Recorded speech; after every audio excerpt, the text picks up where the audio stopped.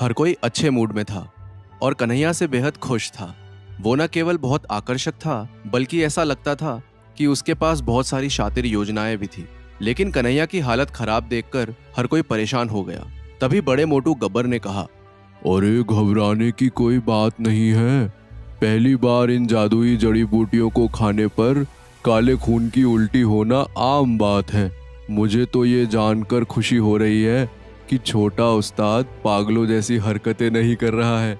जब मैंने पहली बार जादुई जड़ी बूटियों को खाया था, सुरक्षा प्रबंधक को थप्पड़ मार दिया था और एक अधिकारी के कमरे के बाहर जाकर उल्टी कर दी थी। उसके बाद पूरे 1 महीने तक कमबख्त ने मुझसे अपने बरामदे की सफाई करवाई थी। खैर, हमारा छोटू तो बच गया। इतना कहने के बाद बड़े मोटू गब्बर ने फैसला किया कि कन्हैया को उसकी बेहतरीन तरकीब के लिए इनाम देना उचित है। इसलिए उसने आधे बेहोश कन्हैया के हाथ में जादुई चावल का एक दाना थमा दिया और फिर बाकी मोटू भाइयों से कन्हैया को उसके कमरे में पहुंचाने के लिए कहा। कन्हैया फिलहाल आधे होश में था। वो खुशी से हंसता हुआ और लड़खड़ाता हुआ अपने कमरे में वापस आ गया। हालांकि बाकी मोटू भाइयों ने उसकी मदद करने की कोशिश की, लेकिन शायद नशे की वजह से कन्हैया में कुछ ज्यादा ही जोश आ गया था। इसलिए वो अकेले ही गिरता पड़ता अपने कमरे तक गया। बहरहाल, अपने कमरे में पहुंचने के बाद, इससे पहले कि कन्हैया बिस्तर पर चढ़ पाता, उसने जादुई जड़ी बूटियों और फलों को खाकर जो सारी आध्यात्मिक ऊर्जा ग्रहण की थी, वो अचानक उसके अंदर फूट पड़ी।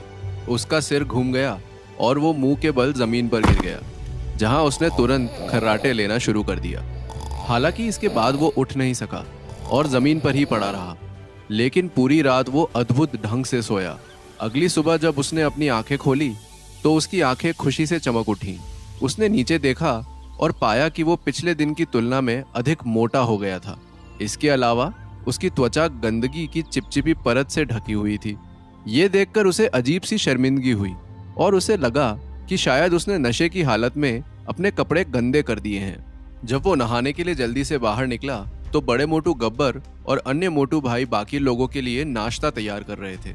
जब उन्होंने कन्हैया की घिसी पिटी शक्ल देखी तो वो हंसने लगे और कहने लगे, नौवे छोटे भाई, ये क्या हालत बना रखी है?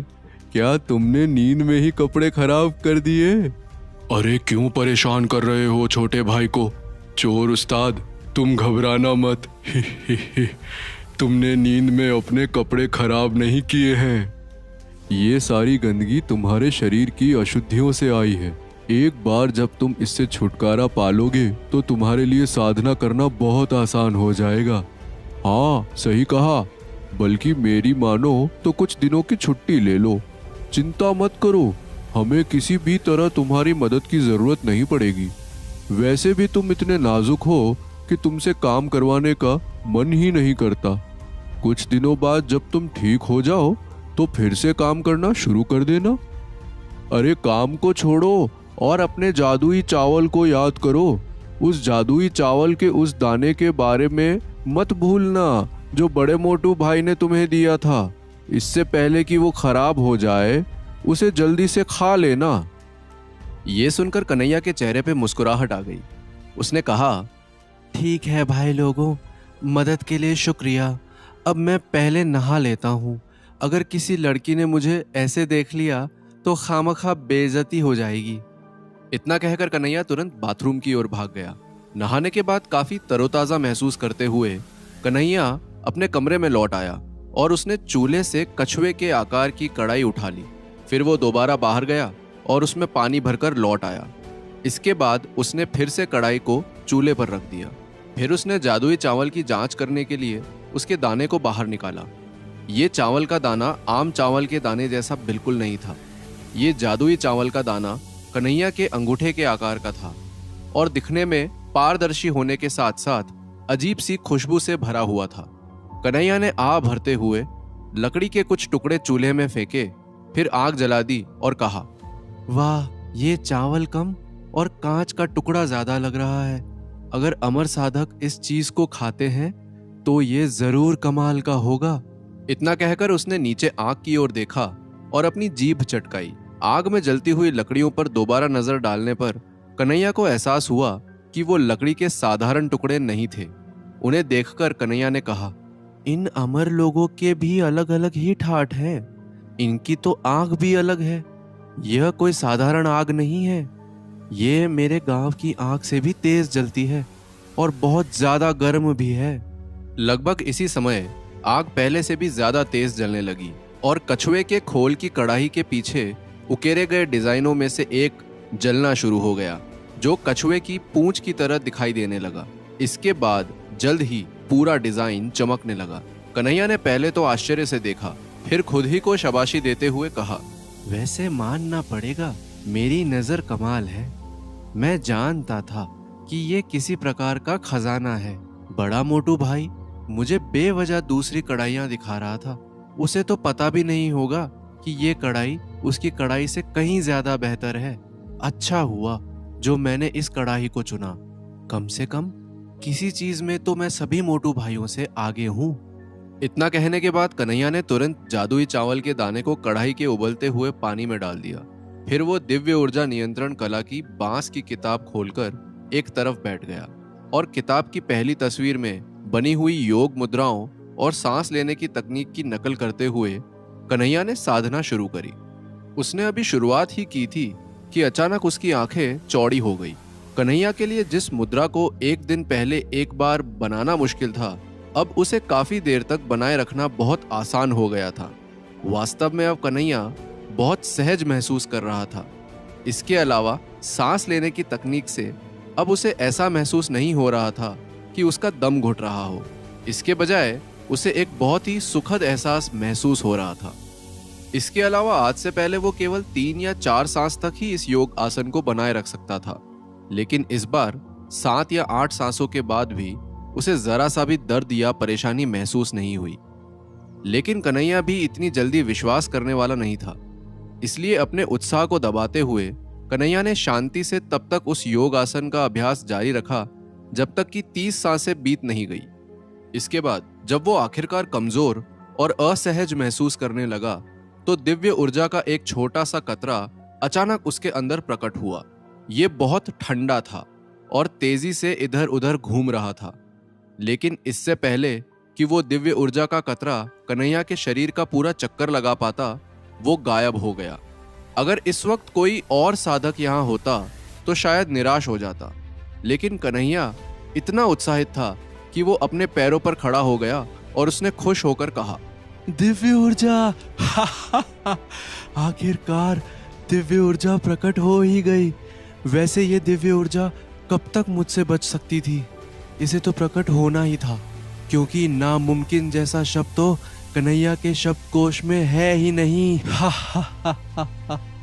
इसके बाद उत्साह से भरा कन्हैया अपने कमरे में आगे पीछे टहलने लगा। फिर कुछ देर सोचने के बाद वो इस नतीजे पर पहुंचा कि दिव्य ऊर्जा का उन सभी जादुई जड़ी बूटियों और मशरूम से तो कुछ लेना देना जरूर है जो उसने कल रात खाई थी। इस नतीजे पर पहुंचने के बाद कन्हैया खुश होने के बजाय बड़े मोटू गब्बर को कोसने लगा। उसने कहा, अजीब लोग हैं, सारे काम बिना बताए ही करते हैं। पहले वो राज ऋषि सुदर्शन कमीना बिना बताए सीधा हवा में उड़ाकर यहाँ ले आया, और अब ये कमबख्त बड़ा मोटू गब्बर। अगर ये पहले ही बता देता कि जादुई मशरूम और जड़ी बूटियों को खाने से इतना फायदा होगा तो मैं थोड़ी और खा लेता। मुझे लगता है शंभाला के सारे आदमी थोड़े सटके हुए हैं, हमेशा सस्पेंस बना के काम करते हैं। खैर, वैसे अब समझ आया कि बड़ा मोटू गब्बर ऐसा क्यों कह रहा था कि प्रशासन विभाग की सीढ़ी चढ़ने के बजाय वो रसोई विभाग में खाना बनाते हुए मरना पसंद करेगा। अब अगर फ्री में इतनी सारी जादुई जड़ी बूटियां और बाकी चीजें खाने को मिलेंगी तो कोई बेवकूफ़ ही होगा जो काम करेगा। बेटा कन्हैया, लगता है तेरी किस्मत खुल गई है। जियो राज ऋषि सुदर्शन, जियो। क्या सही जगह लाकर पटका है। भगवान करे तुम्हारे बच्चे जिए और जब तक जिए तुम्हारा खून पिए। चल यार, अब बहुत मटर गश्ती हो गई, अब थोड़ा काम पे भी ध्यान देना पड़ेगा। इतना कहकर कन्हैया एक बार फिर से साधना करने लगा और इस बार वो पूरी 60 सांसों तक आसन बनाए रखने और सांस लेने में कामयाब हुआ। इसके बाद कन्हैया को अपने शरीर में दिव्य ऊर्जा का एक प्रवाह दिखाई दिया। ये दिव्य ऊर्जा लगभग एक धारा जैसी थी जो तेजी से उसके शरीर में फैल गई। दिव्य ऊर्जा को महसूस करते ही कन्हैया ने बांस की किताब में बनी तस्वीर के हिसाब से दिव्य ऊर्जा का मार्गदर्शन करना शुरू कर दिया। जल्द ही दिव्य ऊर्जा उसके शरीर से उसी तरह प्रवाहित होने लगी जिस तरह वो चाहता था। उसने पहली तस्वीर में बताए गए योग आसन को बनाए रखा और जैसे जैसे दिव्य ऊर्जा उसके शरीर में प्रवाहित हुई, वो अपने शरीर के अलग अलग हिस्सों से निकलने वाली ठंडक की धाराओं को महसूस करने लगा। कुछ ही देर में वो छोटी सी एक निरंतर बहने वाली धारा की तरह हो गई जो उसकी कुंडलिनी शक्ति के सभी चक्रों से होकर बहने लगी। फिर देखते ही देखते कन्हैया के अंदर एक कपकपी दौड़ गई और ऐसा लगा जैसे उसके दिमाग से कोहरे की एक परत अचानक हट गई हो। साथ ही उसके शरीर से गड़गड़ाहट की आवाज गूंज उठी। इसके बाद कन्हैया अचानक पहले से ज्यादा हल्का और चुस्त महसूस करने लगा। उसी समय उसके पूरे शरीर के छिद्रों से गंदगी बाहर निकलने लगी, लेकिन पिछली बार की तरह इस बार उसके अंदर दिव्य ऊर्जा की धारा गायब नहीं हुई, बल्कि वहीं बनी रही और लगातार उसके शरीर में घूमती रही। कन्हैया ने अपनी आंखें खोली और वो पहले से भी अधिक चमकने लगी। उसका दिमाग भी थोड़ा तेज चलने लगा और उसका शरीर हल्का और तेज महसूस करने लगा। ये महसूस करते ही कन्हैया ने उत्साह से चिल्लाकर कहा, वाह, दिव्य ऊर्जा की लगातार बहने वाली धारा! ये संकेत है कि मैंने दिव्य ऊर्जा नियंत्रण कला के पहले स्तर को पार कर लिया है। इसका मतलब ये भी है। लेकिन इससे पहले कि कन्हैया आगे कुछ कह पाता, उसकी नजर अचानक अपने शरीर पर पड़ी और वो बुरी तरह से चौंक गया। उसका पूरा शरीर गंदगी से भर चुका था और एक बार फिर से उसके कपड़े खराब हो गए। ये देखकर कन्हैया तुरंत वॉशरूम की ओर भागा। जब बड़े मोटू गब्बर और अन्य मोटू भाई लोगों ने कन्हैया को देखा तो उन्होंने एक दूसरे से नजरें मिलाई और हंसने लगे, लेकिन साथ ही वो थोड़ा हैरान भी थे क्योंकि कन्हैया बहुत जल्दी पहले स्तर पर पहुंच गया था। बहरहाल बाथरूम से वापस अपने कमरे में लौटने के बाद कन्हैया ने एक गहरी सांस ली और फिर उसने बांस की किताब को ज्यादा बारीकी से पढ़ना शुरू कर दिया। और पढ़ता भी क्यों नहीं, आखिरकार उसने अपने अमर होने के सपने की पहली सीढ़ी पर कदम जो रख दिया था। कुछ देर किताब को पढ़ने के बाद कन्हैया ने कहा, दिव्य ऊर्जा नियंत्रण कला के पहले स्तर की साधना के बाद मुझे चीजों में हेर फेर करने में सक्षम होना चाहिए। वाह, यह तो वाकई में जादुई तकनीक है। अब मैं हवा से चीजों को शूट कर सकता हूँ। चलो करके देखते हैं। इतना कहने के बाद कन्हैया ने तुरंत अपने दोनों हाथों को एक विशेष तरीके से एक साथ घुमाते हुए किताब में लिखे नियमों का पालन किया। फिर उसने पास की मेज पर अपनी उंगली लहराई। कन्हैया के ऐसा करते ही तुरंत उसके अंदर मौजूद दिव्य ऊर्जा की धारा हिरण की तरह उछल पड़ी और तेजी से उसकी पहली उंगली की ओर बढ़ती हुई उसकी उंगली की नोक से बाहर निकल गई। असल में ये एक अदृश्य धागे जैसा कुछ बन गया था जो पास की डेस्क से जुड़ गया, लेकिन जैसे ही ये धागा डेस्क पर पहुंचा, कनेक्शन बिगड़ सा गया और धागा टूट गया। साथ ही कन्हैया का चेहरा भी पीला पड़ गया। लेकिन कन्हैया ने हार नहीं मानी। उसने कुछ देर के लिए आराम किया। फिर उसने जो कुछ भी किया था उसके बारे में गहराई से सोचने लगा। सोचते सोचते कन्हैया के दिमाग में एक विचार आया और उसने कहा, मुखिया जी हमेशा कहते थे इंसान को औकात से ज्यादा नहीं उड़ना चाहिए, इसलिए उड़ना बंद कर कन्हैया और ध्यान लगा। ये डेस्क मेरी औकात से ज्यादा भारी है। मुझे किसी हल्की फुल्की चीज से शुरुआत करनी चाहिए। इसके बाद कन्हैया ने अपने बैग से लकड़ी की तलवार निकाली और उसे डेस्क के ऊपर रख दिया। हालांकि कन्हैया ये तो नहीं जानता था कि तलवार किस प्रकार की लकड़ी से बनी है, लेकिन डेस्क की तुलना में बहुत हल्की होने के बावजूद ये अभी भी असामान्य रूप से भारी लग रही थी। फिर भी कन्हैया ने कोशिश की। उसने अपनी उंगली उसकी ओर घुमाई और अचानक से लकड़ी की तलवार हिल गई। फिर धीरे धीरे 1 इंच ऊपर हवा में तैर गई, लेकिन अगले ही पल कन्हैया को चक्कर आया और लकड़ी की तलवार वापस डेस्क पर गिर गई। आखिर कन्हैया को चक्कर क्यों आया और लकड़ी की तलवार नीचे क्यों गिर गई? क्या कन्हैया अभी पूरी तरह से तैयार नहीं था, या कहीं उसकी दिव्य ऊर्जा खत्म तो नहीं हो गई थी? आखिर उस जादुई चावल के दाने का राज क्या था? क्या कन्हैया पूरी कर पाएगा अपनी अमर साधना? जानने के लिए सुनिए आयुष्मान भव का अगला एपिसोड सिर्फ पॉकेट एफएम पर। तलवार को हवा में उड़ाने के चक्कर में कन्हैया को चक्कर आने लगे और उसके पैर लड़खड़ा गए, लेकिन कन्हैया ने खुद को संभाल लिया। वैसे देखा जाए तो अगर इस वक्त कन्हैया की जगह कोई और होता तो निराश हो जाता, पर कन्हैया तो कन्हैया था। वो निराश नहीं हुआ, बल्कि उसने फिर से कोशिश करने का मन बना लिया और बहुत बार कोशिश करने के बाद आखिरकार वो तलवार को ऊपर उठाने में कामयाब हो गया। जल्द ही वो तलवार को 10 इंच ऊपर उठाने लगा, फिर 20, फिर 30। इसी तरह शाम ढलने तक वो लकड़ी की तलवार को एक सीधी रेखा में उड़ाने में कामयाब हो गया। हालांकि ये बहुत तेज नहीं था और वो इसे पूरी तरह से मोड़ नहीं सका, लेकिन फिर भी तलवार उतनी आसानी से नीचे नहीं गिरी जितना कि पहली बार कोशिश करने पर गिरी थी। ये देखकर कन्हैया ने खुशी से चहकते हुए कहा, क्या बात है, अब से मैं कन्हैया कश्यप एक अमर हूँ। फिर वो गर्व से अपने पैरों पर खड़ा हो गया। उसने अपना बायां हाथ अपनी पीठ के पीछे रखा और फिर अपना दाहिना हाथ हवा में लहराया, जिससे लकड़ी की तलवार उसके कमरे में अस्थिर रूप से आगे पीछे उड़ने लगी। लेकिन फिर धीरे धीरे कन्हैया की दिव्य ऊर्जा अस्थिर होने लगी, इसलिए उसने लकड़ी की तलवार हटा दी और साधना का अभ्यास जारी रखा। बाद में उसे कढ़ाई से आ रही एक सुगंधित खुशबू का एहसास हुआ, जिससे उसने अपना सिर उठाया और खुशबू को गहराई तक सूंघने लगा। खुशबू अंदर जाते ही कन्हैया को अचानक भूख लगने लगी और उसने खुद से ही कहा, धत तेरे की, मैं तो सुबह से साधना करने में लगा हुआ था, खाना खाना तो भूल ही गया। अब पहले पेट पूजा, बाद में काम दूजा। इतना कहकर कन्हैया तुरंत आगे बढ़ा और उसने जादुई चावल को देखने के लिए कढ़ाई का ढक्कन उठाया। जैसे ही उसने ऐसा किया, जादुई चावल की तेज खुशबू बाहर आने लगी। इसके अलावा चावल की सतह पर एक शानदार चमकदार चांदी का डिजाइन दिखाई देने लगा।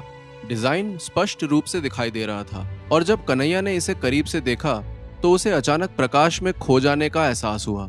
लेकिन कुछ समय बाद वो डिजाइन फीका पड़ने लगा। ये देखकर कन्हैया ने अपनी आंखें सिकोड़ ली और कुछ देर सोचने के बाद उसने जादुई चावल के दाने को करीब से देखने के लिए अपने हाथ में पकड़ लिया। फिर उसने कहा, अजीब जगह है, यह बकरी के सींग जितना बड़ा चावल का दाना क्या काफी नहीं था, जो अब इस पर डिजाइन भी दिखाई देने लगी है। अरे भाई, खाना चाहिए, डिजाइनर कपड़े नहीं। वैसे ये डिजाइन थोड़ा जाना पहचाना सा लग रहा है। कुछ देर तक डिजाइन को देखने के बाद अचानक कन्हैया की आंखें चमक उठी। उसने चूल्हे के नीचे देखने के लिए अपना सिर झुकाया और देखा कि आग बहुत पहले ही बुझ चुकी है। लकड़ी के टुकड़े अब राख से ज्यादा कुछ नहीं थे और कड़ाही पर मौजूद डिजाइन मिट चुका था। लेकिन कन्हैया फिर भी बता सकता था कि चावल के दाने पर चांदी का डिजाइन वही डिजाइन था जो कढ़ाई के पीछे था। इसके बाद वैसे तो कन्हैया को बहुत ज्यादा भूख लग रही थी, लेकिन फिर भी उसने फिलहाल चावल ना खाने का निर्णय लिया। उसने चावल के दाने को अपने बैग में रख लिया। फिर कुछ देर सोचने के बाद वो बड़े मोटू गब्बर और मोटू भाई लोगों से मिलने के लिए अपनी झोपड़ी से बाहर निकल आया। बाहर आते ही कन्हैया ने बिल्कुल किसी गरीब भिखारी जैसा चेहरा बना लिया और उसे देखकर ऐसा लगने लगा मानो जैसे उसने बहुत दिनों से कुछ भी नहीं खाया हो। जब बड़े मोटू गब्बर की नजर कन्हैया पर पड़ी तो उसने चौंकते हुए कहा, अरे छोटू उस्ताद, तुम्हें क्या हुआ? लगता है तुमने काफी दिनों से ठीक से खाना नहीं खाया है। आओ मेरे साथ, आओ। इतना कहकर बड़ा मोटू कन्हैया को खाना खिलाने ले गया।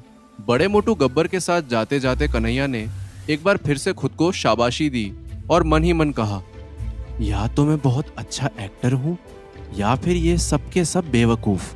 खैर, जो भी हो, मुझे क्या, मुझे तो खाना खाने से मतलब है।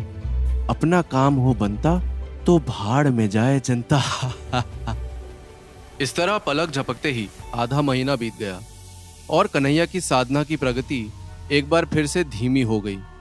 अलबत्ता थोड़ी पूछताछ के बाद कन्हैया को यह जरूर पता चला कि जादुई चावल पकाते वक्त उस पर चांदी के डिजाइन कभी नहीं दिखाई देते। इसलिए कन्हैया की जिज्ञासा निश्चित रूप से बढ़ गई। जितना उसने इसके बारे में जाना, उतना ही उसे लगने लगा कि चावल के इस जादुई दाने में कुछ तो खास है। बहरहाल कुछ दिनों बाद तीसरे मोटू कालिया को सामान खरीदने के लिए रसोई विभाग से बाहर जाना पड़ा, जिससे कन्हैया को भंडार गृह में घुसने का सही मौका मिला। ये एक ऐसी जगह थी जहां रसोई से जुड़े खाने पीने के सामानों से लेकर साधना के बारे में सामान्य जानकारी तक सब कुछ था। भंडार गृह से जानकारियां हासिल करने के बाद अपनी झोपड़ी में वापस जाते समय कन्हैया ने अपने दिल में भरे उत्साह को छुपाने की पूरी कोशिश की। अपनी झोपड़ी का दरवाजा बंद करने के बाद उसने तुरंत जादुई चावल का दाना निकाला और उस पर बनी चांदी की डिजाइन को देखा। फिर धीरे धीरे कन्हैया के चेहरे पर हैरानी के भाव उभर आए और उसने खुद से ही कहा, जब अमर लोग साधना का अभ्यास करते हैं तो उन्हें 3 शक्तियां प्राप्त होती है। इन 3 शक्तियों के बिना अमर साधना नहीं की जा सकती। पहली शक्ति है जड़ी बूटियों की जानकारी और उन्हें एक दूसरे में मिलाने की कला। दूसरी शक्ति है किसी भी चीज का आकार प्रकार बदलना या कोई नया हथियार बनाना। और तीसरी शक्ति है आत्मा की शक्ति।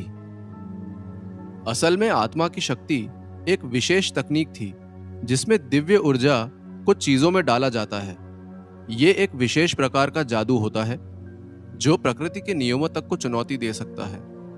लेकिन दुर्भाग्य से इस जादुई तकनीक पर रोक लगाई हुई थी, जिसका मतलब था कि अगर आपने इस जादू का सही से इस्तेमाल किया तो जिस चीज में आपने दिव्य ऊर्जा को डाला है वो बहुत शक्तिशाली हो जाएगी। लेकिन अगर आपने गलती कर दी तो फिर वो चीज पूरी तरह से बर्बाद हो जाएगी। आत्मा की शक्ति के बारे में सोचते हुए कन्हैया ने कहा,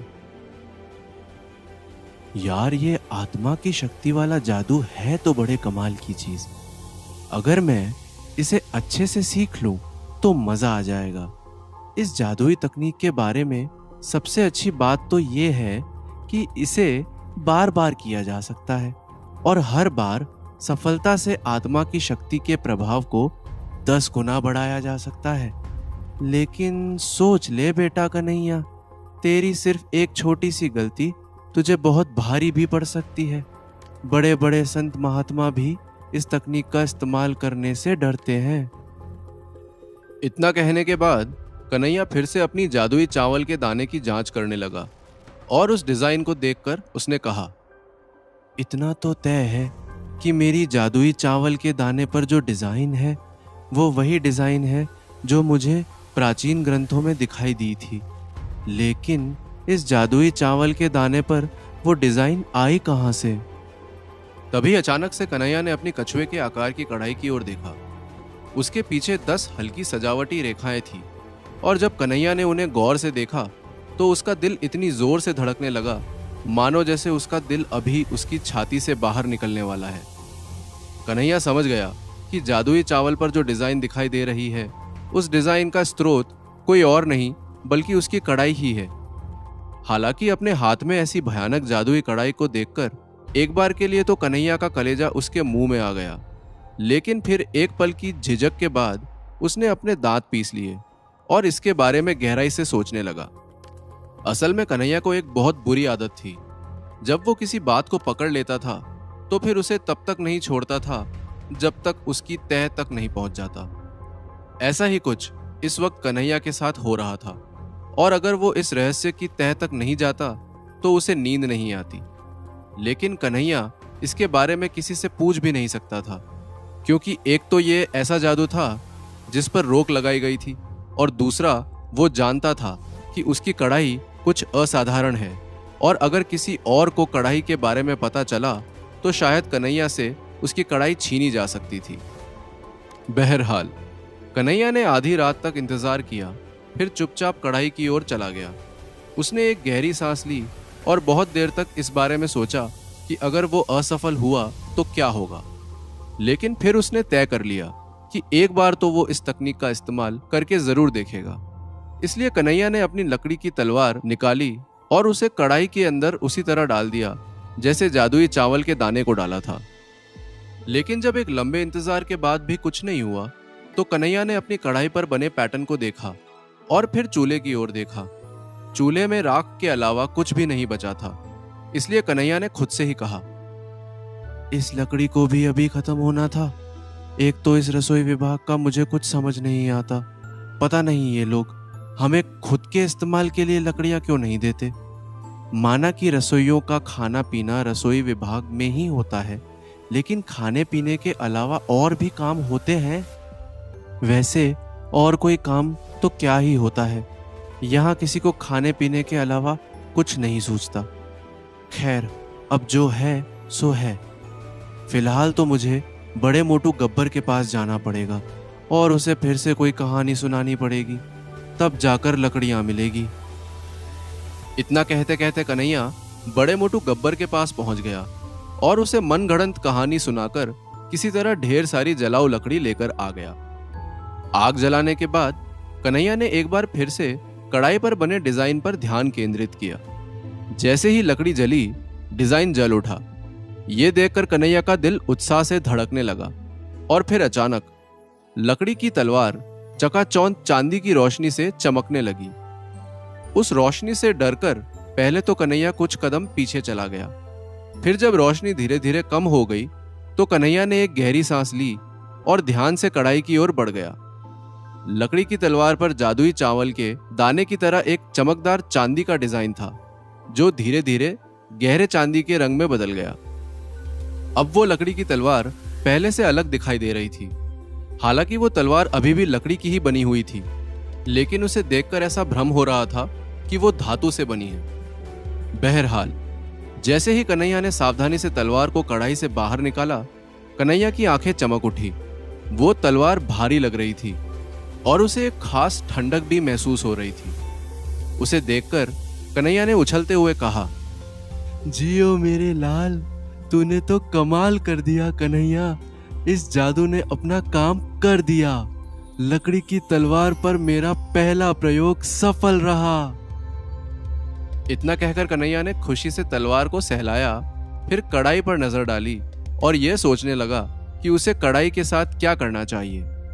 अंत में उसने कढ़ाई को वहीं रखने का फैसला किया जहां वो हमेशा रखा करता था, क्योंकि कन्हैया जानता था कि जितना ज्यादा वो इसे एक सामान्य कढ़ाई की तरह मानेगा, उतना ही कम कोई इस पर ध्यान देगा। जहां तक जादुई चावल के दाने की बात थी, तो कन्हैया ने इसे समय के साथ थोड़ा थोड़ा करके खाने का फैसला किया। इसके अलावा अब कन्हैया को इस बात का भी ध्यान रखना था कि उसकी लकड़ी की तलवार किसी को ना दिखे, इसलिए वो मन ही मन कुछ तिगड़म भिड़ाने लगा। कुछ देर सोचने के बाद जब उसने तय कर लिया कि उसे तलवार के साथ क्या करना है, तो उसने तुरंत अपने कमरे को साफ सुथरा किया। फिर लापरवाही से बाहर चला गया और ऐसे जताने लगा मानो जैसे कुछ हुआ ही नहीं है। अगले कुछ दिनों में उसने रसोई विभाग से कुछ तरल पदार्थ चुराने शुरू कर दिए, जिनका इस्तेमाल उसने तलवार को रंगने के लिए किया, जिससे वो चमकीली और रंगीन हो गई। हालांकि ये सब करने से कुछ हद तक कन्हैया की तलवार भद्दी लग रही थी, लेकिन फिलहाल सबसे महत्वपूर्ण बात यह थी कि कन्हैया ने डिजाइन को इतनी अच्छी तरह से ढक दिया था कि वो बिल्कुल भी दिखाई नहीं दे रही थी।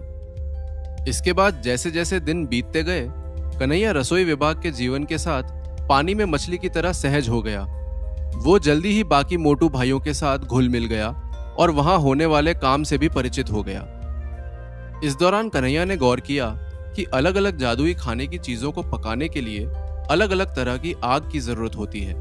वास्तव में रसोई विभाग के अंदर अलग अलग प्रकार की आग को उसके रंग के आधार पर बांटा गया था, जैसे कि एक रंग की आग की लपटें, 2 रंग की आग की लपटें वगैरह वगैरह। कन्हैया ने यह भी याद किया कि उसने अपनी कछुए की खोल वाली कढ़ाई को गर्म करने के लिए पहले जिस लकड़ी का उपयोग किया था, वो एक रंग की जलाऊ लकड़ी थी। वैसे तो कन्हैया अब अपनी चतुराई और नौटंकी की वजह से रसोई विभाग के हर मोटू भाई का चहेता बन गया था, लेकिन बड़े मोटू गब्बर को कन्हैया से कुछ ज्यादा ही लगाव हो गया था। इसलिए वो कन्हैया का काफी ख्याल रखने लगा था, जिसकी वजह से वो कन्हैया को ऐसी ऐसी चीजें खिलाने लगा कि कुछ ही महीने बीतने के बाद कन्हैया का वजन बढ़ना शुरू हो गया। वो अब पहले की तरह दुबला पतला बच्चा नहीं रहा, बल्कि अच्छा खासा तंदुरुस्त हो गया था। साथ ही उसकी त्वचा भी पहले से अधिक गोरी और साफ हो गई थी। साफ शब्दों में कहा जाए तो अब वो नौवा मोटू कन्हैया कहलाने का हकदार बन चुका था। लेकिन इतना सब होने के बावजूद कन्हैया की साधना पर कोई विशेष असर नहीं पड़ा और वो जहां का तहां बना रहा। आखिर आत्मा की शक्ति का सफल प्रयोग करने के बाद भी कन्हैया की शक्तियां बढ़ क्यों नहीं रही थी? क्या किसी ने कन्हैया की शक्तियों को बांध दिया था? आखिर कन्हैया कब तक अपनी जादुई तलवार और कड़ाही को छिपा पाएगा? क्या कन्हैया पूरी कर पाएगा अपनी अमर साधना? जानने के लिए सुनिए आयुष्मान भव का अगला एपिसोड सिर्फ पॉकेट एफएम पर। रसोई विभाग में घुलने मिलने के बाद कन्हैया ने कई बार मिडनाइट पार्टी और विशेष नाश्ते का लुत्फ उठाया, लेकिन इसके बाद भी कन्हैया को केवल निराशा ही हाथ लगी। हालांकि उसका वजन बढ़ा, लेकिन उसकी साधना में कोई खास बढ़ोतरी नहीं हुई। फिर धीरे धीरे कन्हैया ने इसके बारे में चिंता करना बंद कर दिया और अपना ज्यादातर समय अपने मोटू भाइयों के साथ खाने पीने में बिताना शुरू कर दिया। कन्हैया का जीवन अच्छे से बीतने लगा। खाने पीने और मौज मस्ती के अलावा अब उसे कोई काम नहीं था। फिर जैसे जैसे महीने बीतते गए, बड़े मोटू गब्बर ने कन्हैया को शंभाला शहर के बारे में और भी बहुत कुछ सिखाया। कन्हैया को पता चला कि शंभाला में आज भी वैदिक रीति रिवाजों के हिसाब से कामकाज किया जाता है। यहाँ के कायदे कानून के बारे में बताते हुए बड़े मोटू गब्बर ने कहा, छोटे उस्ताद, शंभाला में इंसान के जन्म और उसकी जात से किसी को कोई मतलब नहीं होता। जन्म के हिसाब से यहाँ सभी बराबर होते हैं, ना कोई बड़ा होता है और ना ही कोई छोटा। वैसे देखा जाए तो शंभाला में रहने वाले लोग 3 दर्जों में बटे हुए थे, लेकिन यहाँ आम तौर पर किसी भी इंसान को उसकी योग्यता के हिसाब से ही दर्जों में डाला जाता है। जिसकी जैसी योग्यता उसका वैसा दर्जा। सबसे पहला दर्जा सेवकों यानी कि नौकरों का दर्जा है, दूसरा दर्जा अधिकारियों का दर्जा है और तीसरा दर्जा राज ऋषियों का दर्जा है। नौकर सेवा का काम करते हैं, जैसे कि हम रसोई विभाग में खाना पकाते हैं, सफाई विभाग के लोग झाड़ू पोछा लगाते हैं और बाकी विभाग भी अपना अपना काम करते हैं। नौकर या सेवक आमतौर पर वो लोग हैं जिन्हें ज़्यादा कुछ नहीं आता और जिनकी साधना का स्तर भी ज़्यादा नहीं होता। उसके बाद आता है अधिकारियों का दर्जा, जिसे प्रशासन विभाग भी कहते हैं। प्रशासन विभाग में अधिकारी साधना करते हैं, अपना स्तर बढ़ाते हैं और बहुत से छोटे बड़े उद्देश्यों को पूरा करते हैं। कोई भी नौकर जो दिव्य ऊर्जा नियंत्रित करने की कला के तीसरे स्तर तक साधना का अभ्यास कर सकता है, वो अपना दर्जा बदलने के लिए आवेदन कर सकता है और बाकी नौकरों को अग्नि परीक्षा में चुनौती दे सकता है। फिर जो भी अग्नि परीक्षा में सफल हो जाता है, वो अधिकारियों के दर्जे तक पहुंचकर आधिकारिक कामों में शामिल हो सकता है। अधिकारियों के बाद आते हैं राज ऋषि दर्जे के लोग। राज ऋषि सबसे ऊपर के साधक होते हैं। इनके पास दिव्य शक्तियां होती है और एक तरीके से यही लोग शंभाला को चलाते हैं। ये सुनकर कन्हैया ने कहा, बड़े भाई, यहाँ तक का तरीका तो बहुत अच्छा है, लेकिन मुझे ये सब जानकर क्या करना है? जिस गली जाना ही नहीं उसका रास्ता पूछने से क्या मतलब? मुझे तो अपने रसोई विभाग से मतलब है, क्योंकि अभी कन्हैया ने इतना कहा ही था कि तभी बड़े मोटू गब्बर ने हंसकर कन्हैया की बात को काटते हुए कहा, क्योंकि प्रशासन विभाग की सीढ़ी चढ़ने के बजाय तो मैं रसोई विभाग में खाना बनाते हुए मरना पसंद करूंगा। बहुत खूब छोटे उस्ताद, देखना एक दिन तुम महान रसोइये बनोगे। बड़े मोटू गब्बर की बात सुनते ही कन्हैया भी ठहाके मारकर हंसने लगा। बहरहाल ऐसे ही हंसते खेलते कन्हैया के दिन गुजरने लगे। फिर एक दिन प्रशासनिक विभाग की ओर से 7वें मोटू भाई को सामान खरीदने के लिए बाजार जाने को कहा गया, लेकिन वो कुछ अन्य मामलों में व्यस्त हो गया। परिणाम स्वरूप बड़े मोटू गब्बर ने कन्हैया को बुलाया और उसे 7वें मोटू भाई की जगह बाजार जाने को कहा। ये सुनते ही कन्हैया की जान हलक में आ गई, क्योंकि उसे कुछ महीने पहले प्रेम चोपड़ा की दी हुई धमकी याद आ गई। जब कन्हैया यहाँ आया था तब प्रेम चोपड़ा ने उसे जान से मारने की धमकी दी थी। हालांकि उस बात को काफी वक्त बीत चुका था और शायद अब चिंता की कोई बात नहीं थी, लेकिन फिर भी कन्हैया अपनी चिंता से छुटकारा नहीं पा सका। इसलिए जाने से पहले वो अपने कमरे में वापस गया और उसने एक के ऊपर एक 6 लंबे चमड़े के कोट पहन लिए। जब उसने इतने सारे कपड़े पहने तो वो गोल गेंद जैसा दिखने लगा। पर कन्हैया यहीं नहीं रुका। इतने सारे कपड़े पहनने के बाद आखिरी काम जो उसने किया वो था अपनी कड़ाई को अपनी पीठ पर बांधना, जिससे उसे बहुत सुरक्षित महसूस हुआ। असल में पीठ पर कड़ाई रसोई विभाग की पहचान थी और बड़े मोटू गब्बर ने कन्हैया को बताया था कि जिसकी पीठ पर कड़ाई बंधी होती है लोग उसे दूर से देखकर ही डर जाते हैं। बहरहाल कड़ाई को बांधने के बाद कन्हैया लड़खड़ाते हुए रसोई विभाग से बाहर निकला और पहाड़ से नीचे चला गया।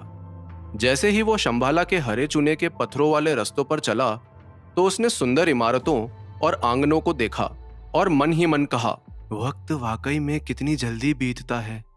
अभी कल ही की तो बात लगती है जब मैं यहाँ आया था और वो अजीब चेहरे वाली बिंदु मुझे इसी रास्ते से रसोई विभाग को लेकर गई थी। किसी ने सच ही कहा है कि जीवन एक सपने की तरह है। वैसे ये कहा किसने था? खैर, किसी ने भी कहा हो, मुद्दे की बात तो ये है कि मैं अपने सपने को जी रहा हूँ।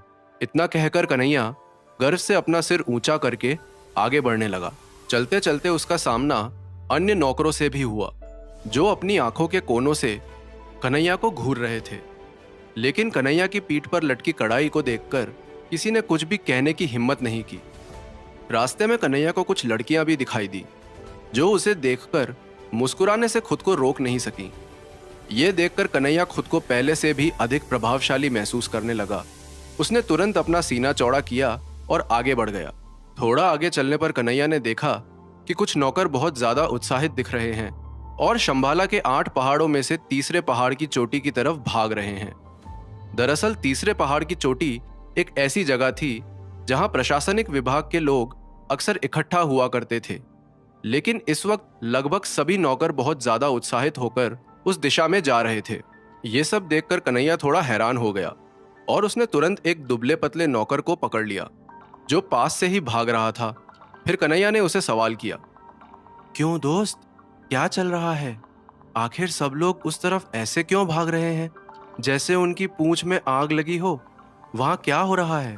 कन्हैया का सवाल सुनकर उस लड़के ने गुस्से में कन्हैया को ऊपर से नीचे तक घूरते हुए देखा। लेकिन फिर जब उसने कन्हैया की पीठ पर काली कड़ाही लटकी हुई देखी तो अचानक उसके तेवर बदल गए और उसने विनम्रता से कहा, माफ करना भाई, मुझे एहसास ही नहीं हुआ कि आप रसोई विभाग से हैं। दरअसल तीसरे पहाड़ की चोटी पर प्रशासनिक विभाग के 2 अधिकारियों के बीच अग्नि परीक्षा का मुकाबला होने वाला है। सुनने में आया है ये दोनों एक दूसरे के दुश्मन हैं। खैर, दुश्मन हो या ना हो, हमें क्या, हमें तो मुफ्त के मनोरंजन से मतलब है। इतना कहकर वो लड़का जल्दी से चला गया। उसके जाते ही कन्हैया ने मन ही मन कहा, वैसे बंदे की बात में दम तो है। जब फोकट का हो चंदन तो घिसते जा मेरे नंदन।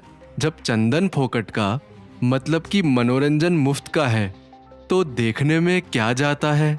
इतना कहकर कन्हैया ने नौकरों की भीड़ का पीछा किया और जल्दी से तीसरी चोटी की तलहटी की ओर चला गया, जहां एक बड़ा सा मंच था।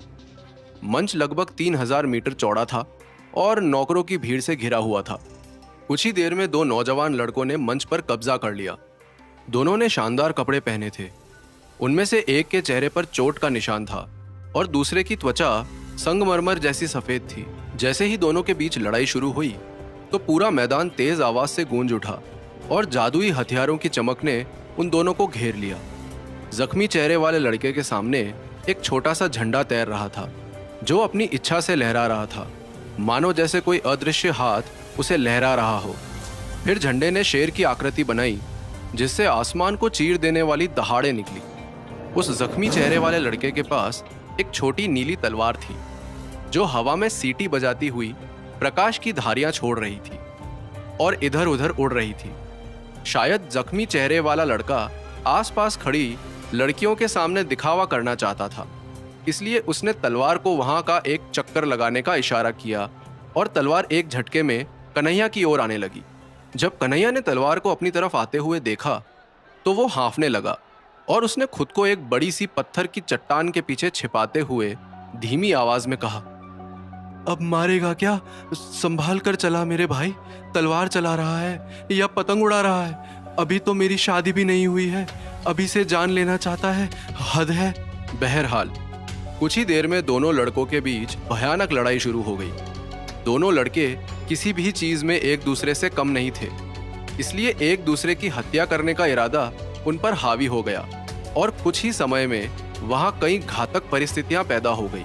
दोनों बुरी तरह घायल हो गए थे, लेकिन फिर भी रुक नहीं रहे थे। कन्हैया ने पहली बार साधकों को लड़ते हुए देखा था और ये उसकी कल्पना से बहुत अलग था। जिस क्रूर और भयानक तरीके से उन दोनों ने एक दूसरे पर हमला किया, उससे कन्हैया का दिल डर के मारे तेजी से धड़कने लगा और उसने खुद से ही कहा, इन दोनों के दिमाग का स्क्रू ढीला हो गया है क्या? एक तरफ दोनों अमर साधक हैं और दूसरी तरफ दोनों एक दूसरे को मारने पर तुले हैं।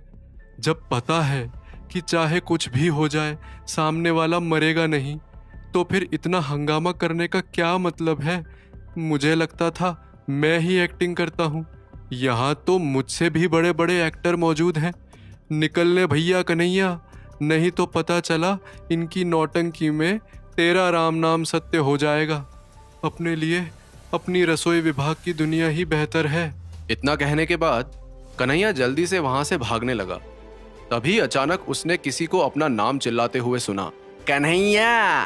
अपना नाम सुनकर कन्हैया ने अपना सिर घुमाया और देखा कि खूनी धमकी के लेखक श्रीमान प्रेम चोपड़ा जी उसकी दिशा में तेजी से आ रहे हैं। प्रेम चोपड़ा के चेहरे पर गुस्से का भाव था और उसके बगल में एक लकड़ी की तलवार तैर रही थी जो एक असामान्य रोशनी से चमक रही थी। कन्हैया ने जैसे ही पलटकर देखा तो प्रेम चोपड़ा ने अपनी तलवार को हाथ से इशारा किया और तलवार तेजी से कन्हैया की ओर बढ़ने लगी। जब कन्हैया ने उस लकड़ी की तलवार को अपनी दिशा में आते हुए देखा तो उसकी आंखें चौड़ी हो गई और उसने चिल्लाकर कहा, हे भगवान, लगता है इसके अंदर का खलनायक जाग गया है। ये तो मेरी जान लेकर ही छोड़ेगा। पता नहीं आज सबके सब मेरी जान के पीछे क्यों पड़े हैं। बचाओ बचाओ, ये गुंडा मेरी जान के पीछे पड़ा है। अरे कोई तो बचाओ। इस तरह कन्हैया चिल्लाते हुए उल्टी दिशा में भागने लगा। वहां मौजूद सभी लोगों ने कन्हैया की कान फाड़ने वाली चीखों को सुना और उसकी तरफ देखने लगे। यहाँ तक कि सामने लड़ने वाले दोनों लड़कों ने भी एक पल के लिए अपनी लड़ाई रोक दी और कन्हैया की ओर देखने लगे। देखा जाए तो कन्हैया इतनी जोर से चीख रहा था कि वास्तव में प्रेम चोपड़ा भी उसकी चीखों से घबरा गया। लेकिन फिर उसने कन्हैया का नाम चिल्लाया और उसका पीछा करना शुरू कर दिया। हालांकि उसकी तलवार ने कन्हैया को छुआ भी नहीं था, लेकिन फिर भी कन्हैया ऐसे चिल्ला रहा था मानो जैसे कि उस पर तलवार से बार बार वार किया गया हो और उसे गंभीर रूप से घायल कर दिया हो। दरअसल प्रेम चोपड़ा कन्हैया से इतनी नफरत करता था कि जब जब वो कन्हैया को देखता था तो उसके हाथ में खुजली होती थी।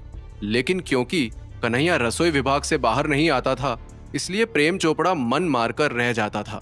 आज मुद्दत के बाद कन्हैया पहली बार रसोई विभाग से बाहर आया था, तो प्रेम चोपड़ा इस मौके को कैसे छोड़ सकता था। वो चिल्लाते हुए कन्हैया के पीछे भागा और उसने कहा, अबे कन्हैया के बच्चे रुक, तुझे पता है कि कैसे लड़ना है, तो फिर तू भाग क्यों रहा है? ये सुनकर कन्हैया ने भागते हुए जवाब दिया, अबे गधे, खाना खाता है या घास? अगर मुझे पता होता कि कैसे लड़ना है तो मैं भाग क्यों रहा होता?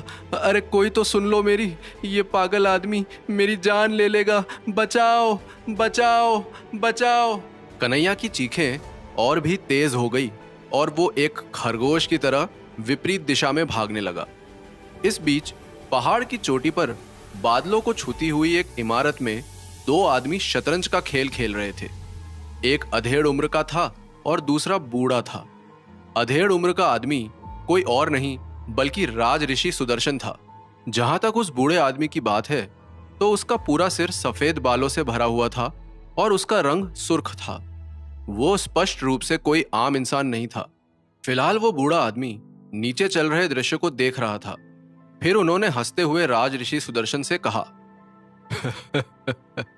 मानना पड़ेगा सुदर्शन, आप बहुत ही दिलचस्प बच्चे को संभाला लाए हैं। बूढ़े आदमी की बात सुनकर राज ऋषि सुदर्शन ने शर्मिंदा होते हुए कहा, ये वाकई में कितना शर्मनाक है। इस बच्चे पर निश्चित रूप से बहुत ज्यादा मेहनत करने की जरूरत है। तभी अचानक बूढ़े आदमी ने अपनी दाढ़ी को सहलाते हुए कहा, इसे कम समझने की गलती मत करना सुदर्शन। रसोई विभाग में टिकना और सबका चहेता बनना आसान काम नहीं है, लेकिन इस बच्चे ने बहुत ही कम समय में वहां अपनी एक खास जगह बना ली है। देखना, ये जल्द ही कुछ ऐसा करेगा जिससे पूरा शंभाला चौंक जाएगा। आखिर कौन था ये बूढ़ा आदमी और उसे कन्हैया के बारे में कैसे पता था?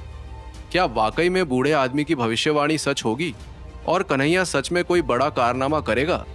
आखिर प्रेम चोपड़ा की तलवार से कौन बचाएगा कन्हैया को? जानने के लिए सुनिए आयुष्मान भव का अगला एपिसोड सिर्फ पॉकेट एफएम पर।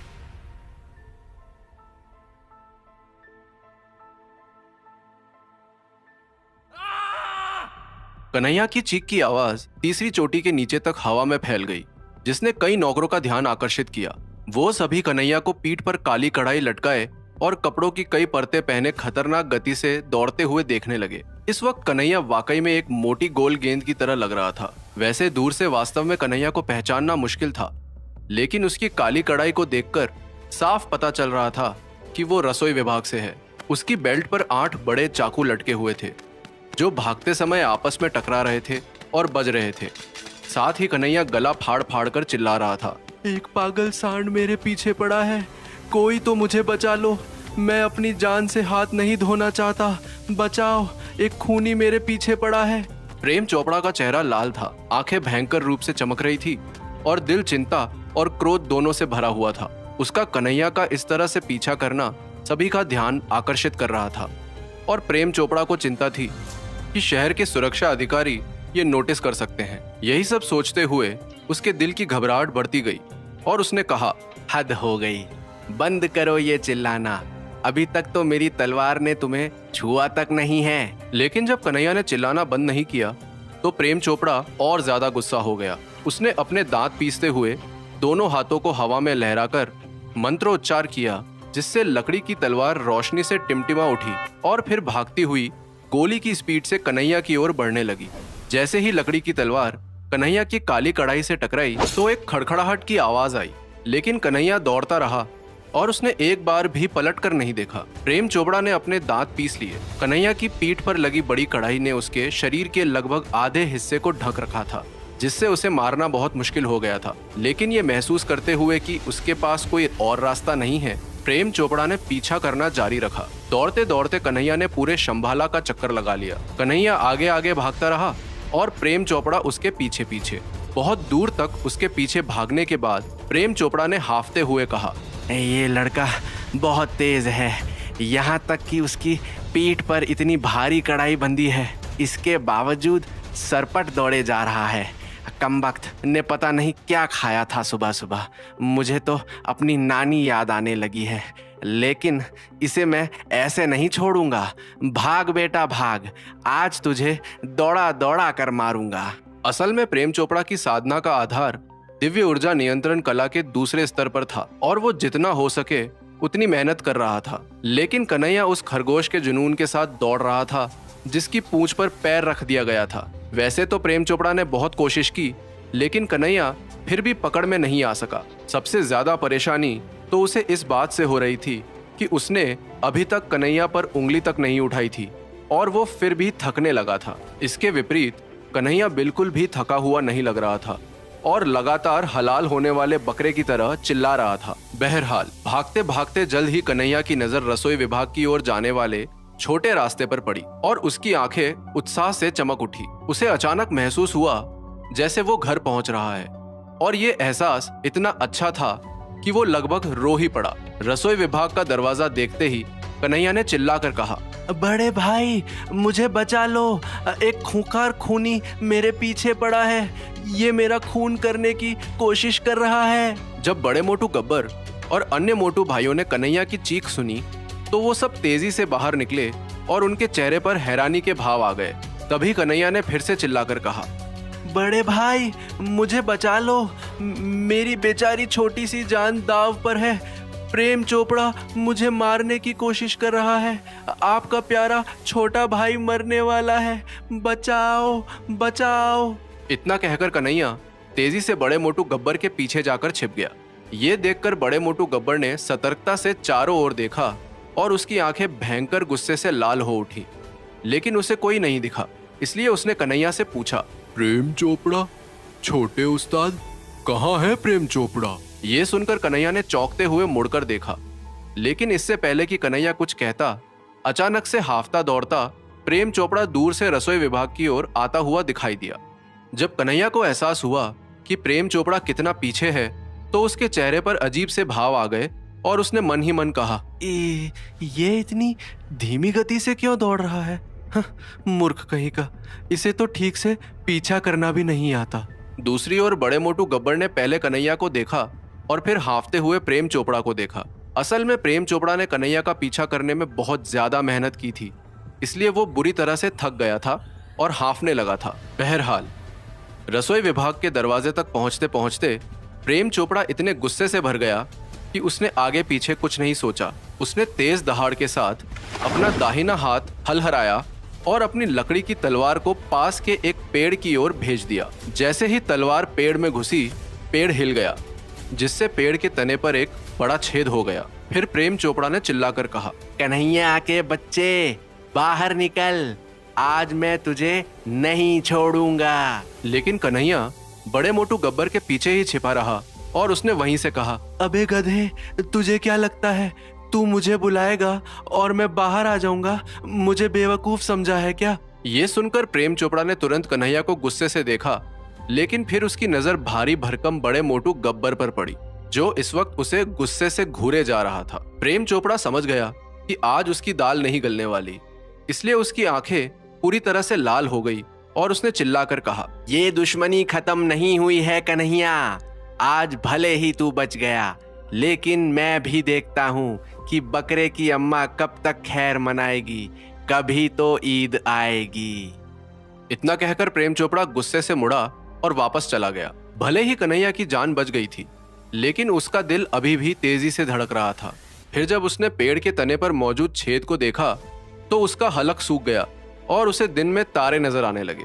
ये देखकर बड़े मोटू गब्बर ने कन्हैया के कंधे को थपथपाया और कहा, चिंता मत करो छोटे उस्ताद, अगर उस प्रेम चोपड़ा ने दोबारा यहाँ अपना चेहरा दिखाने की हिम्मत की तो हम सारे मोटू भाई भाई मिलकर उसका एक पैर काट देंगे। लेकिन छोटे उस्ताद, शायद ज्यादा अच्छा यही होगा कि अब से तुम रसोई विभाग से बाहर ही ना निकलो। ना तुम बाहर जाओगे और ना ही वो तुम्हारे पीछे पड़ेगा। वो कौन सी कहावत है? ये सुनते ही कन्हैया ने लपक कर कहा, ना रहेगा बांस और ना बजेगी बांसुरी। लेकिन बड़े भाई, ये मेरी बांसुरी नहीं, पुंगी बजाने आया था। मैं मरना नहीं चाहता बड़े भाई। आखिरकार अभी मेरी उम्र ही क्या है? बड़े मोटू गब्बर ने कन्हैया को सांत्वना देते हुए कहा, चिंता मत करो, मेरे रहते वो तुम्हारा बाल भी बांका नहीं कर पाएगा। खैर उसे छोड़ो, आज तुम इतने पतले क्यों दिख रहे हो? मुझे लगता है तुम्हें थोड़ा मोटा करने की जरूरत है। कोई नहीं, इसका भी मौका आने वाला है। कुछ ही दिनों में तुम्हारे इस बड़े मोटू भाई का जन्मदिन है, तब मैं तुम्हें एक मस्त चीज खिलाऊंगा। कन्हैया ने चुपचाप अपना सिर हिलाया और दोबारा से पेड़ के तने पर बने छेद को देखा, जो प्रेम चोपड़ा की लकड़ी की तलवार ने पेड़ पर छोड़ा था। फिर वो कांपता हुआ अपने कमरे में लौट गया। कमरे में आने के बाद भी वो काफी देर तक जो हुआ उसके बारे में सोचता रहा।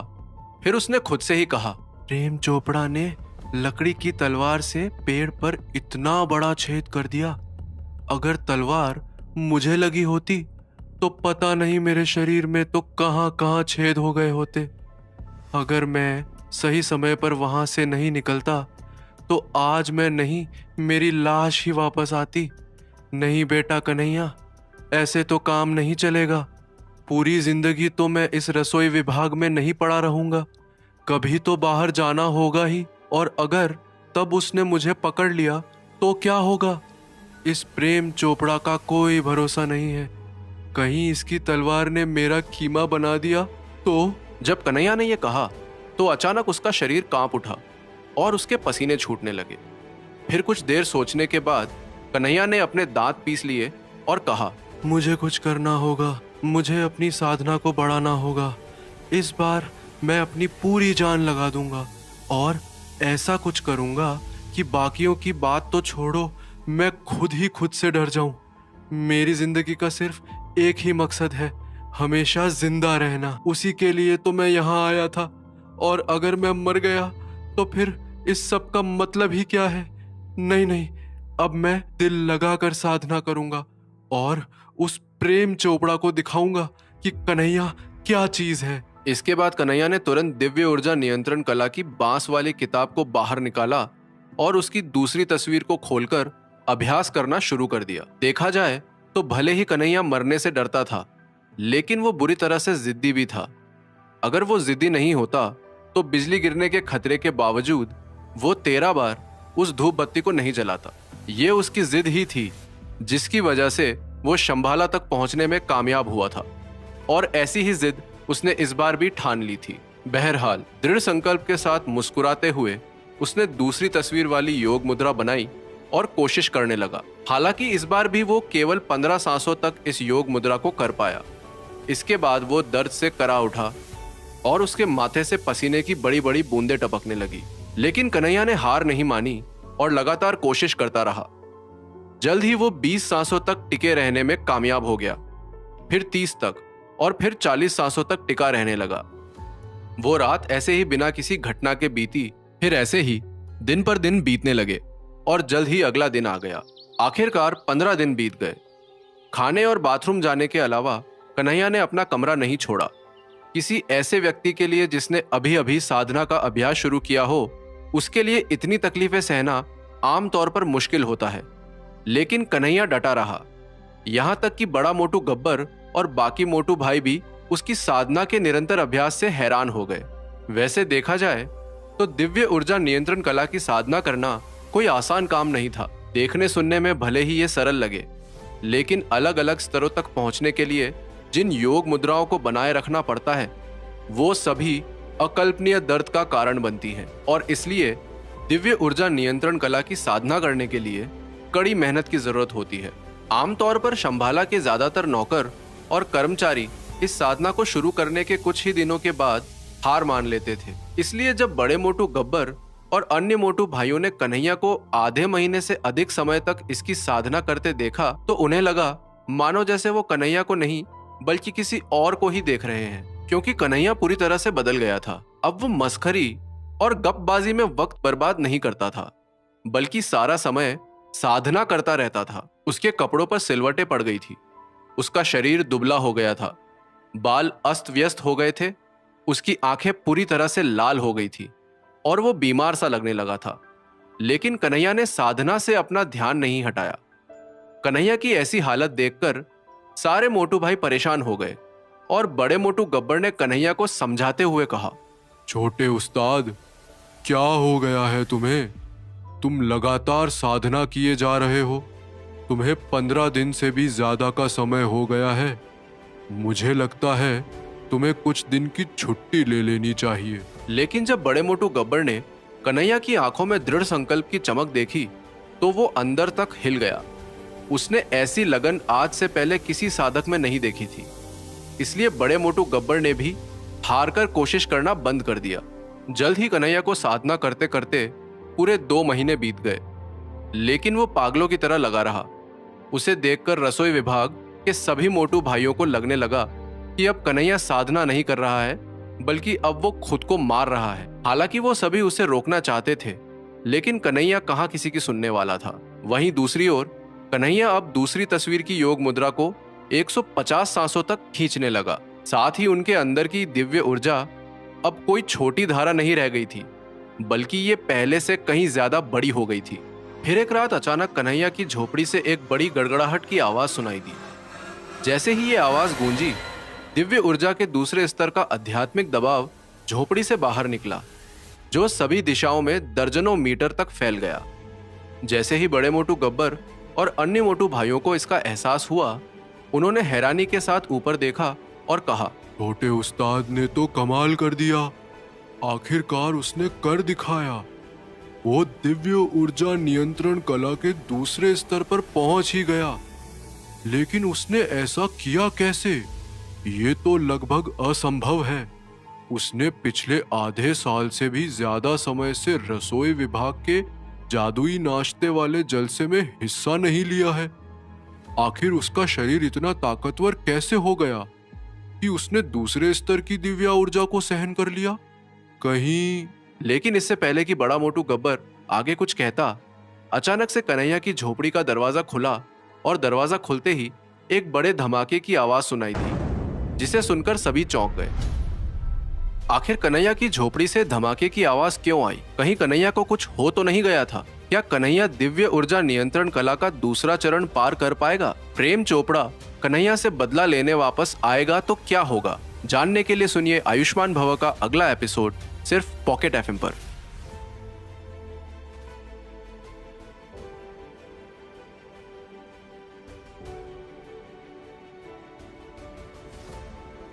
धमाके की आवाज सुनकर सभी मोटू भाई दौड़ते हुए कन्हैया के दरवाजे पर पहुंचे, लेकिन इससे पहले कि वो अंदर जाते कन्हैया बाहर आ गया। हालांकि वो काफी थका हुआ और अस्त व्यस्त दिख रहा था, लेकिन उसकी आंखें बहुत चमक रही थी। कन्हैया को सही सलामत देखकर सभी की जान में जान आई और मोटू भाई लोग उसे बधाई देने के लिए जल्दी से आगे बढ़ने ही वाले थे। तभी कन्हैया हवा में उड़ा और रसोई विभाग को घेरने वाली बांस की बाड़ पर जाकर खड़ा हो गया। उसने अपने हाथ अपनी पीठ के पीछे कर लिए, अपना सिर गर्व से उठा लिया और अपनी आंखों में गहरी चमक के साथ दूर तक देखने लगा। इस वक्त वो हिंदी फिल्मों के हीरो की तरह दिख रहा था और कन्हैया को लगा कि सभी उसकी इस धमाकेदार एंट्री की तारीफ करेंगे।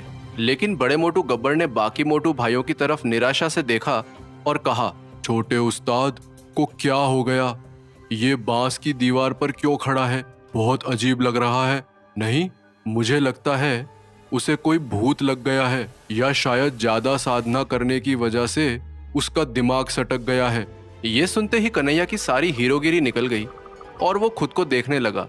फिर उसने मन ही मन कहा, हैं भूत? पागल, मुझे तो लगा था कि मैं किसी हीरो की तरह एंट्री मारूंगा और सब मेरी तारीफ के कसीदे पढ़ने लगेंगे। ये तो मुझे पगला बोल रहे हैं।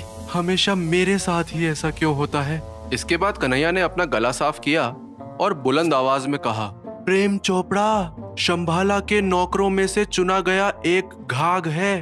वो बहुत ज्यादा शातिर है और दूर दूर तक अपनी हरकतों के लिए प्रसिद्ध, मेरा मतलब बदनाम है। हालांकि पिछली बार जब वो यहाँ आया था तब उसकी साधना का आधार दिव्य ऊर्जा नियंत्रण कला के दूसरे स्तर पर था और मैं उसका मुकाबला करने के लायक नहीं था। लेकिन अब मेरी साधना का आधार भी दिव्य ऊर्जा नियंत्रण कला के दूसरे स्तर पर है। अब हमारे बीच का मुकाबला बराबरी का होगा। ये एक ऐसी लड़ाई होगी जिसकी चर्चा सभी देशों में होगी। एक ऐसी लड़ाई जो पूरे शंभाला को हिला कर रख देगी।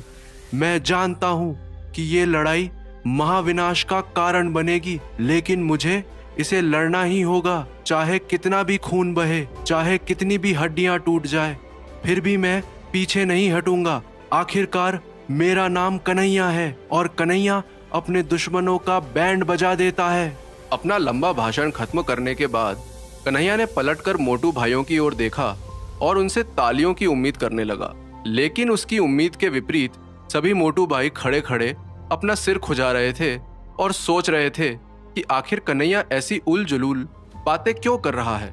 असल में शंभाला की दुनिया आम दुनिया जैसी नहीं थी। यहाँ लोग बोलने से ज्यादा करने पर विश्वास रखते थे, इसलिए कन्हैया की हीरोगिरी किसी को समझ नहीं आ रही थी। बहरहाल कुछ देर तक अपना सिर खुजाने के बाद बड़े मोटू गब्बर ने कहा, छोटे उस्ताद, तुम्हारी बाकी बातें तो ठीक है, लेकिन एक बात मुझे समझ नहीं आई। तुम्हें ऐसा क्यों लगता है कि ये लड़ाई बराबर की होगी? ऐसा भी तो हो सकता है कि यहाँ से जाने के बाद प्रेम चोपड़ा ने भी तुम्हारी तरह साधना की हो और अब वो तुमसे आगे निकल गया हो। ये सुनते ही कन्हैया की सारी हवा निकल गई और उसने तुरंत कहा, ओ तेरी, ये तो मैंने सोचा ही नहीं। एकदम सही पकड़ा है बड़े भाई। माफ करना दोस्तों, अभी के लिए ये लड़ाई भूल जाओ, मैं तो मजाक कर रहा था। मैं चलता हूँ। ये कहने के बाद कन्हैया ने एक पल के लिए इधर उधर देखा और खिसियाता हुआ तुरंत अपने कमरे में लौट आया। फिर जैसे ही वो कमरे में लौटा तो उसने खुद से ही कहा, क्या कन्हैया, करवा ली ना खुद की झंड? अभी मुखिया जी यहाँ होते तो बोलते बड़ी बड़ी बातें और वड़ा पाव खाते। फिलहाल के लिए शेख ही बगारना बंद और साधना करना शुरू। इसके बाद कन्हैया ने एकांत साधना का दूसरा दौर शुरू कर दिया। वहीं दूसरी ओर बड़े मोटू गब्बर ने अपना सिर पकड़ लिया और दूसरे मोटू भाई सांभा की ओर देखकर पूछा, अरे ओ सांभा, अभी अभी क्या हुआ? छोटा उस्ताद इतनी बकवास करने के बाद वापस क्यों भाग गया? कहीं तुमने छोटे उस्ताद को खाने में जुलाब तो नहीं दे दिया? दूसरे मोटे भाई सांभा ने कांपते हुए जवाब दिया, नहीं बड़े मोटू भाई गब्बर, मैंने तो उसे वही खाना दिया जो हम सबने खाया था। लगता है छोटे उस्ताद पर साधना का भूत सवार हो गया है। वो क्या है ना कि छोटे उस्ताद ने अभी अभी साधना शुरू किया है। शायद इसलिए उसकी हालत बिल्कुल उस गंजे आदमी जैसी हो गई है जिसके अचानक नाखून मिल जाते हैं और वो खोजा खोजा कर ही पागल हो जाता है। ये सुनकर बड़े मोटू गब्बर ने कहा, ओहो, ये तो बहुत बुरा हुआ। अब से हम में से कोई भी छोटे उस्ताद को परेशान नहीं करेगा। वो हमारा 9वां छोटा भाई है। अगर उसे साधना करनी है तो करने दो, हम उसका समर्थन करेंगे। बड़े मोटू गब्बर की बातें सुनकर सभी मोटू भाइयों ने एक स्वर में कहा, हाँ हाँ, हम 9वें छोटे भाई का समर्थन करेंगे। इसके बाद के दिनों में बड़े मोटू गब्बर और अन्य लोगों ने कन्हैया की फूस की झोपड़ी पर लगातार नजर रखी, लेकिन उसे बिल्कुल भी परेशान नहीं किया। जहां तक कन्हैया का सवाल था, तो दिव्य ऊर्जा नियंत्रण कला के दूसरे स्तर तक पहुंचने से उसके आत्मविश्वास में काफी वृद्धि हुई और उसने साधना पर ध्यान केंद्रित करना जारी रखा। फिलहाल वो अपने कमरे में था और माथे से पसीना पहुंच रहा था। असल में उसका शरीर दर्द के कारण अकड़ा हुआ था, लेकिन फिर भी बांस की किताब में बनी तीसरी तस्वीर की योग मुद्रा को बनाए रखने की कोशिश कर रहा था। उसके शरीर में मौजूद दिव्य ऊर्जा अब एक बहती हुई धारा नहीं थी, बल्कि वो एक छोटी नदी में बदल गई थी जो उसके पूरे शरीर में बह रही थी और हर घुमाव के साथ उसके अंदर से कट कट की आवाजें निकल रही थी। कन्हैया का गोल मटोल शरीर अब काफी पतला हो गया था, लेकिन उसके शरीर में दिव्य ऊर्जा बढ़ती हुई प्रतीत हो रही थी। जैसे जैसे कन्हैया ने अपनी साधना का अभ्यास जारी रखा, उसके पतले शरीर को ढकने वाली मांसपेशियां शक्ति से गूंजने लगीं। यहां तक कि अगर कोई ध्यान से सुनता तो वो कन्हैया के कमरे में उसके दिल की धड़कन की गूंज भी सुन सकता था, जिससे कन्हैया को अपनी बढ़ती शक्ति का एहसास होने लगा। लेकिन फिर कुछ और दिन बीतने के बाद कन्हैया के शरीर का दर्द इतना बढ़ गया कि उसे हार माननी ही पड़ी। हालांकि साधना करते समय उसने स्वाभाविक रूप से स्वर्ग और पृथ्वी की आध्यात्मिक शक्ति को अपने अंदर समाहित कर लिया था, जिससे उसकी आत्मा तो ताकतवर हो गई थी, लेकिन अब उसका शरीर उसका साथ नहीं दे पा रहा था। इसके अलावा रसोई विभाग की जादुई नाश्ते वाली पार्टी भी काफी समय से नहीं हुई थी, नहीं तो शायद कन्हैया को जादुई मशरूम और जड़ी बूटियों से मदद मिल जाती। इन्हीं सब चीजों के बारे में सोचते हुए कन्हैया ने खुद से ही कहा, शंभाला के ज्यादातर लोगों ने हर कुछ दिनों में एक बार अभ्यास करके दिव्य ऊर्जा नियंत्रण कला की साधना की है। यहाँ तक कि जो लोग पूरी तरह से साधना को ही समर्पित हैं, वो भी दिन में केवल एक बार ही इसका अभ्यास करते हैं। लेकिन इसके विपरीत मैं तो लगातार कोशिश कर रहा हूँ।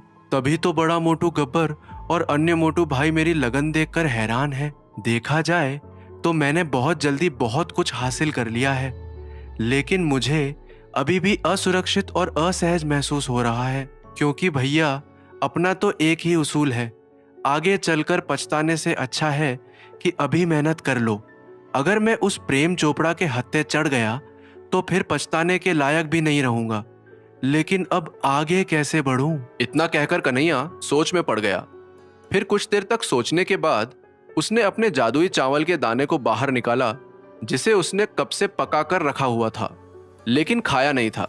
बहरहाल बैग में से जादुई चावल का दाना निकालकर कन्हैया ने तुरंत उसे निगल लिया। फिर जैसे ही जादुई चावल उसके मुंह में गया, वो दिव्य ऊर्जा के एक मोटे विस्फोट में बदल गया और उसके शरीर से गड़गड़ाहट की आवाजें आने लगी। उन आवाजों को सुनते ही कन्हैया ने अपना पेट पकड़ लिया और कहा, इनकी भैंस को डंडा मारूं? ये अचानक मेरे पेट में गुड़गुड़ क्यों हो रहा है? कहीं इतने दिन से पड़ा ये जादुई चावल का दाना खराब तो नहीं हो गया? बस अब यही तो बाकी था। एक तो पहले ही हालत पतली है और अब ऊपर से जुलाब भी लग गए। ये हमेशा मेरे साथ ही क्यों होता है? ओले तभी गिरते हैं जब मैंने सिर मुंडवाया हो। तभी अचानक फिर से कन्हैया के अंदर से गड़गड़ाहट की आवाजें आने लगी, लेकिन इस बार कन्हैया ने उस आवाज को गौर से सुना। ये आवाज उसके पेट से नहीं बल्कि पूरे शरीर से आ रही थी, इसलिए कन्हैया हैरान हो गया। लेकिन फिर अगले ही पल उसे कुछ एहसास हुआ और उसने तुरंत साधना का अभ्यास करना शुरू कर दिया। उसने तुरंत तीसरी योग मुद्रा बना ली और अपनी सांसों को नियंत्रित करना शुरू कर दिया। अब ये तो कहा नहीं जा सकता कि ये उस जादुई चावल के दाने का जादू था या कन्हैया की जी तोड़ मेहनत का नतीजा, लेकिन इस बार कन्हैया को ना तो शरीर का दर्द महसूस हुआ और ना ही सांस लेने में कोई तकलीफ हुई, बल्कि इस बार वो काफी देर तक इस योग मुद्रा को खींच पाया। इस तरह कन्हैया फिर से साधना में लग गया और लगभग आधे महीने तक लगातार साधना करने के बाद एक रात कन्हैया के शरीर में तेज कंपन हुआ और उसने अपनी आंखें खोल दी। उसे अचानक एहसास हुआ कि उसके शरीर में मौजूद दिव्य ऊर्जा का बांध टूट गया है और वो दिव्य ऊर्जा नियंत्रण कला के तीसरे स्तर में पहुंच गया है। ये महसूस करते ही कन्हैया खुशी से पागल हो गया।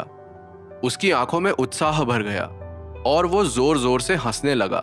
फिर कुछ देर के बाद खुद की जांच करते हुए उसे एहसास हुआ कि उसके अंदर मौजूद दिव्य ऊर्जा की छोटी नदी उसके शरीर में तेजी से घूम रही है और पहले की तुलना में कहीं ज्यादा तेजी से आगे बढ़ रही है। वास्तव में अब कन्हैया सिर्फ सोचने भर से अपनी दिव्य ऊर्जा को शरीर के किसी भी हिस्से में भेज पा रहा था। ये देखकर कन्हैया अपने पैरों पर खड़ा हो गया और उसने हंसते हुए खुद से कहा, ओए कन्हैया, तूने तो कमाल कर दिया यार। अब तो पक्का उस प्रेम चोपड़ा की खैर नहीं है। आने दो कमबख्त को, अब मैं दिखाता हूँ उसे। खैर, ये सब तो बाद की बातें हैं।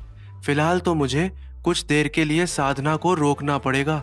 उस बांस की किताब में लिखा था कि एक बार तीसरे स्तर पर पहुंच जाने के बाद शरीर को इस दिव्य ऊर्जा के हिसाब से ढलने में थोड़ा समय लगता है। चलो तब तक बाहर चलकर देखते हैं, पता तो चले मेरे पीछे मोटू भाइयों ने क्या गुल खिलाए हैं। इसके बाद कन्हैया अपने कमरे से बाहर आ गया, लेकिन जैसे ही उसने दरवाजे से बाहर कदम रखा, उसकी नजर रसोई विभाग के बाहर के छोटे रास्ते और उस पेड़ पर पड़ी जिसमें छेद था। हालांकि देर रात हो चुकी थी, लेकिन चांद की रोशनी में पेड़ साफ दिखाई दे रहा था और कन्हैया को तो पेड़ से भी ज्यादा उसके तने पर बना हुआ छेद दिखाई दे रहा था। छेद को देखते ही कन्हैया को प्रेम चोपड़ा की तलवार याद आ गई और उसने हड़बड़ाकर कहा, इतने से काम नहीं चलेगा कन्हैया बाबू, कुछ तो बड़ा करना पड़ेगा।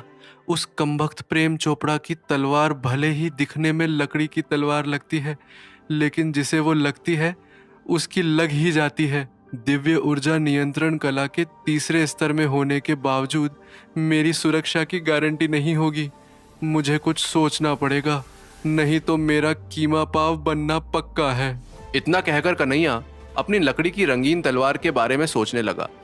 फिर उसने पीछे मुड़कर अपने कमरे के अंदर कछुए के खोल वाली कढ़ाई की ओर देखा और कहा, मुझे लगता है अगर मैं अपनी तलवार पर दूसरी बार आत्मा की शक्ति वाले जादू का इस्तेमाल करूंगा तो वो पक्का मजबूत हो जाएगी और मैं भी थोड़ा ज्यादा आत्मविश्वास महसूस करूंगा। इसके बाद कन्हैया ने बिना किसी हिचकिचाहट के चुपचाप रसोई विभाग से कुछ लकड़ी चुराई और अपने कमरे में आ गया। पूरी तरह तैयार होने के बाद वो अपनी रहस्यमयी कढ़ाई के सामने खड़ा हुआ और उसने चूल्हे में आग जला दी। फिर एक बार जब कढ़ाई पर डिजाइन जल उठा तो उसने लकड़ी की तलवार को कढ़ाई के अंदर डाल दिया। लेकिन जब काफी देर तक इंतजार करने के बाद भी कोई प्रतिक्रिया नहीं हुई तो कन्हैया ने अपनी भवें चढ़ा ली और कढ़ाई पर बने डिजाइन को देखा। फिर नीचे देखा और महसूस किया कि आग पहले ही जलकर खत्म हो चुकी है। चूल्हे में राख के अलावा कुछ नहीं बचा था। ये देखकर उसने अपने आप से बुदबुदाते हुए कहा, बोलो, इस आग को भी अभी बुझना था। अब आधी रात को और लकड़ियां कहाँ से लाऊं? पहले वाली भी चुरा कर ही लाया था। किसी को पता चल गया तो प्रेम चोपड़ा के आने से पहले ही मेरा राम नाम सत्य हो जाएगा। लेकिन इतनी आग से तलवार पर थोड़ा असर तो होना ही चाहिए था, हुआ क्यों नहीं? कुछ देर सोचने के बाद कन्हैया को अचानक से कुछ याद आया और उसने कहा, ये सारे लकड़ी के टुकड़े एक ही रंग की आग के लिए थे, शायद इसीलिए कुछ नहीं हुआ। हो सकता है दूसरी बार आत्मा की शक्ति का जादू करने के लिए ज्यादा गर्मी की जरूरत पड़ती है और ये एक ही रंग की आग वाली लकड़ी थोड़ी कम गर्म है। शायद मुझे 2 रंगों वाली लौ की जरूरत है। लेकिन अब वो लकड़ियां तो पीछे भूसे के गोदाम में होंगी और भूसे के गोदाम की चाबी बड़े मोटू गब्बर के पास ही होगी। धत तेरे की, अब उस बड़े मोटू गब्बर को कैसे संभालूंगा और उसे कौन सी नई कहानी सुनाऊंगा? क्या कन्हैया जादुई लकड़ी हासिल कर पाएगा? क्या इस बार भी बड़ा मोटू गब्बर कन्हैया के झांसे में आकर उसे जादुई लकड़ी दे देगा या फिर कन्हैया को इसके लिए पापड़ बेलने पड़ेंगे? क्या कन्हैया आत्मा की शक्ति का फिर से इस्तेमाल कर पाएगा और क्या वो अपनी तलवार की शक्ति को बढ़ा पाएगा?